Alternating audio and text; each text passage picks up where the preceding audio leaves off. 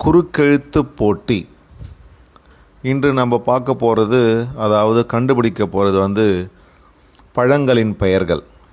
இதில் மறைந்திருக்கும் 3 பழங்களின் பெயரை கண்டுபிடிங்க பார்க்கலாம். இது வரைக்கும் ஊர் பெயர் பார்த்தோம், காய்களின் பெயர்களை பார்த்தோம். இப்போது பழங்கள் பெயரை கண்டுபிடிங்க பார்க்கலாம்.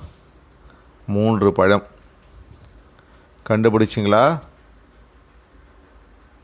மிக சுலபம். எல்லா பக்கமும் சுற்றி பாருங்கள், அப்போ தான் கண்டுபிடிக்க முடியும். கண்டுபிடிச்சிங்களா? முதல் பழத்தின் பெயர் மாதுளம். உள்ள முத்து அழகாக இருக்கும் இல்லையா, மாதுளம். இரண்டாவது பழம் பப்பாளி. இது உள்ளவும் கொட்டை பார்த்தீங்கன்னா முத்தாக இருக்கும். சரியா?